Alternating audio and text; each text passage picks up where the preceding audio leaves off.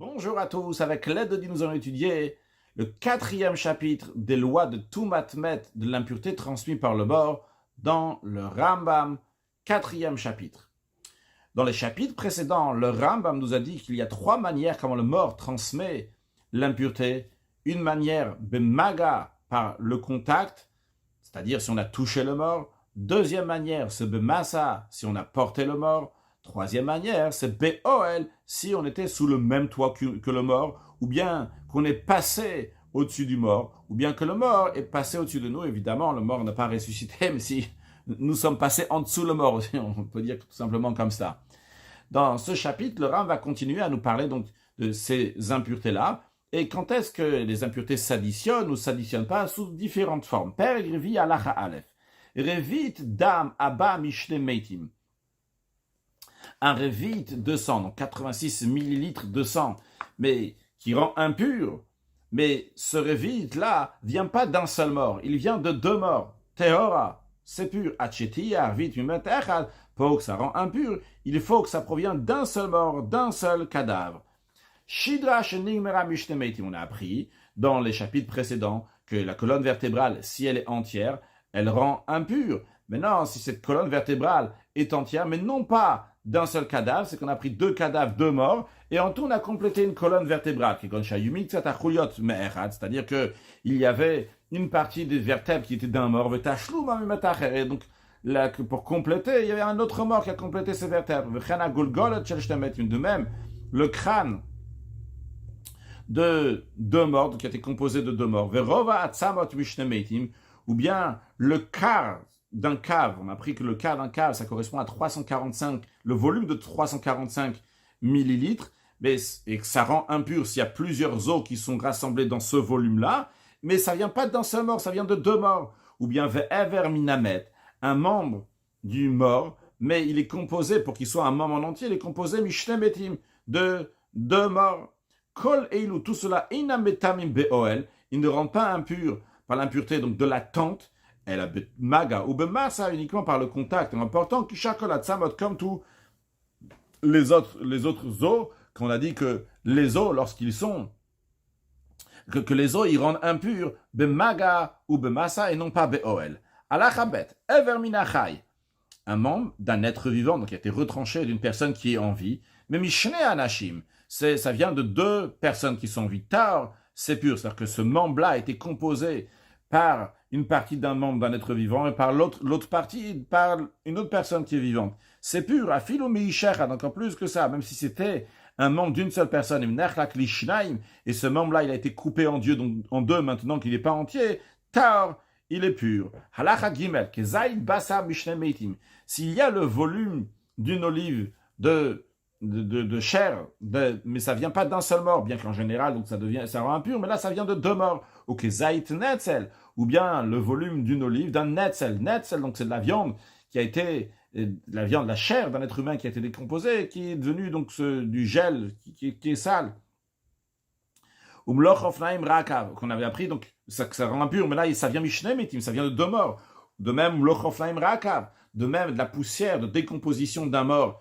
Et il y a de quoi remplir 2 pommes de la main, mais ce n'est pas d'un seul mort. Mishnemetim, c'est de 2 morts. Chez Kol Echad Mem Yesh Lo Rakav, que chacun de ces morts-là a les conditions pour avoir cette poussière de décomposition. On avait appris qu'il faut qu'il soit enterré sans les vêtements et qu'il était dans un cercueil dans lequel qui ne se décompose pas comme du marbre, comme du verre, etc. Donc, Areilo Mitztaf Imze Imze. Eh bien là, ça s'associe l'un avec l'autre pour l'impureté, non pas comme on a vu dans la lacha précédente. De même si il y a la moitié de volume d'une olive, donc de chair, et la moitié de volume d'une olive, de la chair qui est décomposée du netzel, mitztaf imze imze, vont s'associer l'un à l'autre pour compléter, en faire un kezait. Ou chakolatumot shebemet, et les autres impuretés du mort, el mitztaf imze imze, ne s'associent pas l'un avec l'autre, mivne shelo shavu beshiurem, parce qu'ils ne sont pas égales dans leur quantité. C'est-à-dire que, par exemple, la chair d'un être humain, d'un mort, le volume, c'est un kazaït, c'est le volume d'une olive. Le rekavamet, par exemple, la décomposition à plusieurs décomposés, c'est pas le volume d'un kazaït, c'est le volume de remplir mlochofnaï, remplir 2 pommes de la main. C'est pour ça qu'on passe associer l'un avec l'autre. Alachadalet, etsem ki seora, shenechlak lishnaim. Un os d'un mort qui avait la taille d'un grain d'orge, donc d'1 centimètre, et qui était coupé en 2. Metam massa. Il va rendre impur si on va le porter, mais il va plus rendre impur en le touchant. De même, le rova akav, donc le volume de 345 millilitres de différents os du mort, si c'est du même mort, mais chez Nedag de coup, ils ont été broyés, de tous ces os-là qu'il y a dans ce volume de 345 millilitres, il n'y en a aucun qui a la taille de ce aura d'un grain d'orge. Mais tamim be'oel, ils rendent quand même impurs, donc si ils se trouvent sous la même tente, qu'iloloni dag de coup, comme s'ils n'avaient pas été broyés, car nous avons déjà appris qu'un os seul, lui, il va rendre impur, donc bemaga ou bemassa, en contact et en le portant, et en ce qui concerne donc le rova akav, lorsqu'il y en a plusieurs, et ils sont donc de la taille de 345 millilitres, eh bien, ils rendent impurs même be'oel par la tente. Et là, ce que Rav nous dit dans la Chadal, que même s'ils ont été broyés, quand même, ils vont avoir cette impureté-là de be'oel de la tente. Alachaek, zait minamet shechatar cholachalakim, c'est, il y a le volume d'une olive d'un mort qui a été coupé en plusieurs morceaux. Puis après la personne, veridedo, il a aplati, vedibko, et il a rattaché, donc c'est chibouré Adam, c'est-à-dire ça a été rattaché par un être humain. Mais tame be'oel ou bemassa, ça rend impur si la personne, l'impureté de la tente, et s'il a porté, mais ça ne rend pas impur s'il a touché une partie. C'est-à-dire même s'il a tout mis maintenant ensemble, il a remis ce kazaït ensemble, il a touché une partie de ce kazaït-là, eh bien, il ne devient pas impur. Bien qu'il a rattaché, Shen Chibour et Adam Chibour, car ce qui a été rattaché par un être humain, ce n'est pas considéré sur le plan halachique comme quelque chose qui a été rattaché. Halachavav, kazaït chelev shalem, c'est quelqu'un, il a pris de la graisse d'un mort. Il y avait le volume d'un kazaït, le volume d'une olive qui était entière chez Iticho, et il l'a fait fondre. Tamé, c'est impur, parce que c'est encore considéré comme un seul morceau. Il y a toujours ce volume-là de kazaït. Hayam beforad, si cette graisse-là donc était séparée, il y a plusieurs morceaux de graisse de ce mort-là d'un côté et de l'autre, qu'en tout, ça fait un kazaït. Et lui, Iticho, il a fait fondre, et maintenant, ils sont tous rattachés ensemble. Tar, c'est pur, parce qu'on a le même principe dans Halacha que Chibour et Adam. Ce n'est pas un Chibour, c'était rattaché par un être humain. Halacha Zayin, Shidra Shenigridu Rov Chuliot Shela. Une colonne vertébrale que la majorité de ces vertèbres ont été détachées. Afalpiche Shilda Kayemet, bien qu'elle ait gardé sa forme. Ina Betama Be'o, elle ne rend pas impure par l'impureté de tente. Ou Bisman, Shibetocha Kever. Si elle est dans la tombe, Afilo Meshuberet, même si elle est cassée, Afilo Mechutetet, même si elle est mise en petits morceaux, mais Tama Be'o, elle rend impure par l'impureté de tente, Nesha Kever Betsafa, parce que la tombe fait que ça rassemble sur le plan halachique, donc tous ces morceaux de la colonne vertébrale n'est pas considéré comme une colonne vertébrale qui est cassée. Alachachet, Kol Hametamim Be'oel, tous les parties du mort qui rendent impures par l'impureté de tente, Shenech le coup, qui ont été partagées. Par exemple, on va prendre la kazaït, le volume d'une olive, donc de la chair, ou bien Rova Tzamot, le quart, on a dit 345 millilitres, le volume, ce volume-là des os d'un mort. Donc, ils ont été partagés en deux. Donc maintenant, on n'a pas la chair, on n'a pas une chair donc qui fait un kazaït, il y a un demi-kazaït et un autre demi-kazaït. Il n'y a plus un endroit dans lequel il y a 345 millilitres le volume 345 millilitres des os d'un mort. Il y a un endroit dans lequel il y a 145, un autre endroit où il y en a 200. Ils ont été partagés. Mais après, ils avaient rentré dans la maison. Donc ça se trouve que sous le même toit, d'un côté, il y a un demi-zaït de chair du mort. De l'autre côté, il y a un demi-zaït de la chair du mort. D'un côté, il y a 200 grammes, 200 millilitres des os d'un mort. De l'autre côté, il y a 135. Mais en tout, donc la quantité est là. Eh bien, 135, 145. Donc, s'il a fait rentrer dans la maison à Oel Bet Safan, la tante les associe. Et donc, on met Tam Be'oel, ça va rendre impur, celui que ça se trouve sous la même tente. Ou bien si la personne aussi donc a couvert donc ces deux côtés. Halachatet, etsem shei, quand je dis la personne a couvert ses deux côtés, c'est la personne a mis sa main sur un demi-zaït, son autre main sur un demi-zaït aussi, ça c'est lié à la Tumat Oel. Halachatet, etsem shei yesh alav ke zaït basar bide shamayim. S'il y a une chair, etsem, un os du mort, sur lequel il y a, sur cet os-là, il y a de la viande, de la chair, de Kazaït, le volume de Kazaït. Bide Shamaim, naturellement. C'est pas qu'il a forcé, il a mis comme ça sur l'os. Maintenant, il a fait rentrer une partie de l'os dans la maison. Mais il n'y a pas eu. Je suis sur ce toit-là. Sous ce toit-là, il n'y a pas eu le 27 cm3, le Kazaït, de chair qui est rentré dans cette maison. La personne a fait rentrer une partie de l'os dans la maison. Mais sur cet os-là, en tout, il y a un Kazaït de chair de mort. Alors, est-ce que je suis impur ou pas? Eh bien, nitma bait. Oui, la maison est devenue impure. Parce que ce petit morceau, l'os, c'est lui qui porte donc cette viande-là. Et donc, quand une partie de l'os est rentrée, on considère que toute sa viande, toute cette chair-là est rentrée dans la maison. Maintenant, shnei atzamot, le même cas qu'avant dans le même esprit, mais nous avons deux os maintenant. Et sur ces deux os-là, nous avons chacun de ces os, il a un demi-zaït de chair dessus. Et il l'a fait rentrer comme ça, les deux os, il y a juste une partie de chacun de ces os dans la maison. Donc, il n'y a pas un kazaït entier qui est rentré, mais les deux os, si les deux os ils étaient à l'intérieur de la maison, vu que sur chaque os il y a un demi-zaït, alors la personne qui est dans la maison devient impure, la maison devient impure, parce que il y a eu donc un kazaït de chair d'un mort qui est rentré dans la maison, mais là il n'y a que ces deux os, chacun d'eux, il a amené donc un demi-zaït. Eh bien, il tame la maison, elle est impure.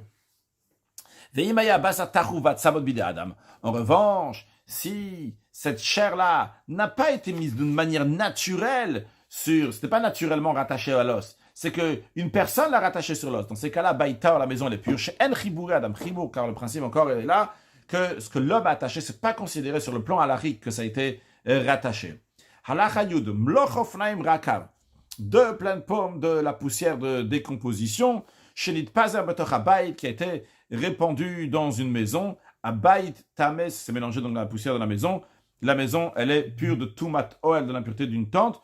On ne dit pas, vu que c'est dans la maison, ça va s'associer. Pardon, Abayit Tame, la maison elle est impure. On ne dit pas, vu que ça s'est éparpillé, dans la maison, ça se rassemble pas. Non, c'est sous le même toit. Donc, il y a tout ce mlochoflaim raka. C'est la raison pour laquelle que la maison est impure.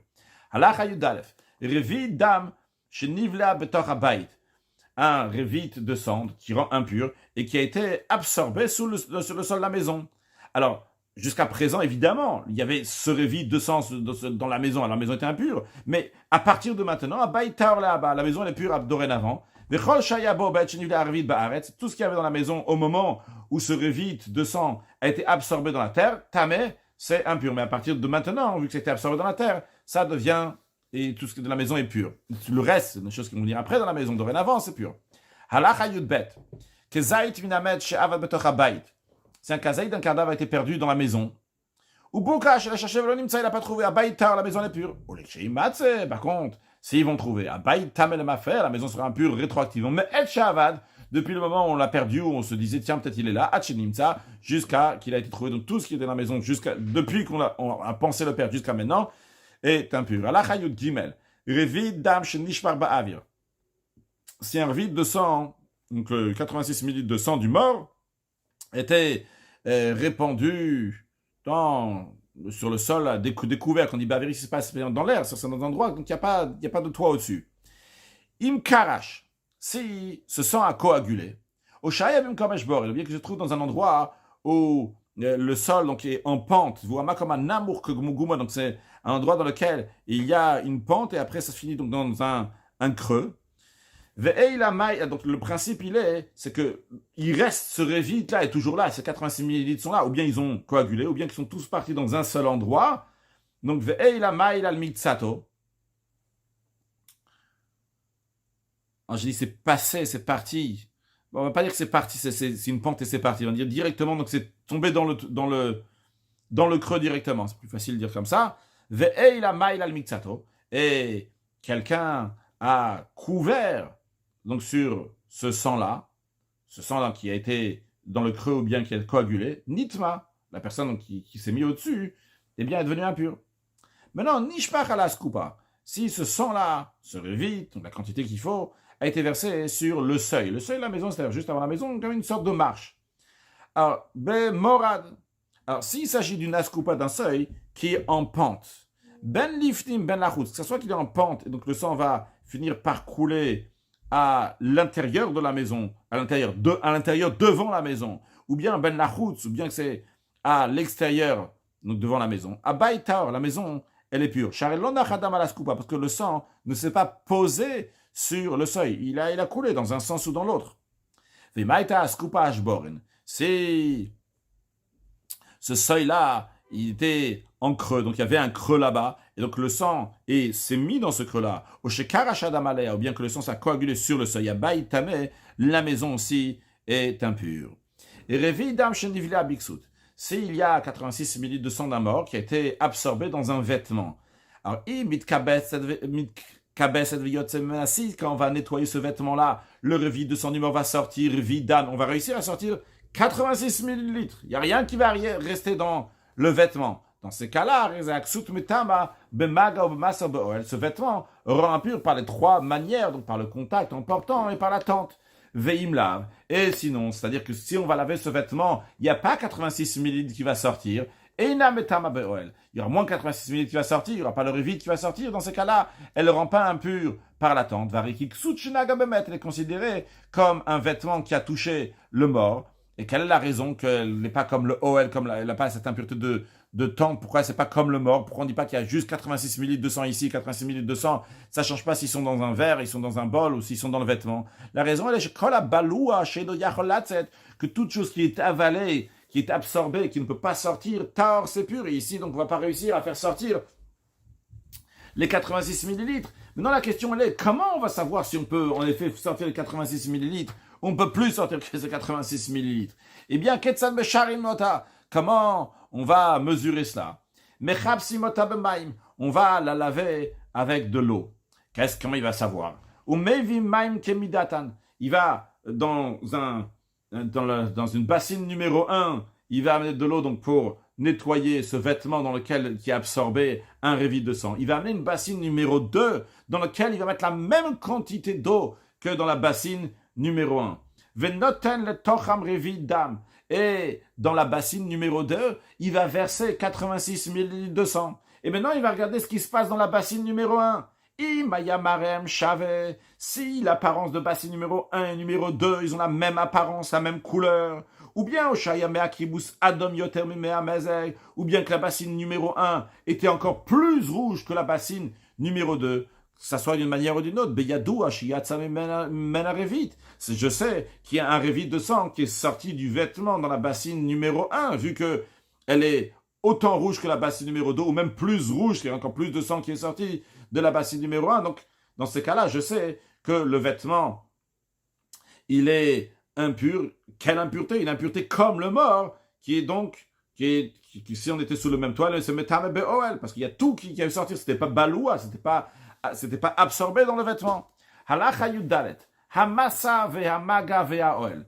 Nous avons appris jusqu'à présent qu'il y a trois manières que le mort transmet l'impureté. Donc, le Ram nous dit ici, donc ces trois manières-là que nous avons mentionnées, aussi bien donc de porter, aussi bien le contact, aussi bien l'attente, shlosh Hashem oten. En effet, ces trois catégories. Et le Ram maintenant veut nous dire, vrai, ces trois catégories-là, eh bien, dans chaque catégorie, dans chaque même famille, les choses peuvent s'associer. Tout ce qui est de la même catégorie, la catégorie de contact, la catégorie de portée, la catégorie de tente, eh bien, s'associe et rend impur.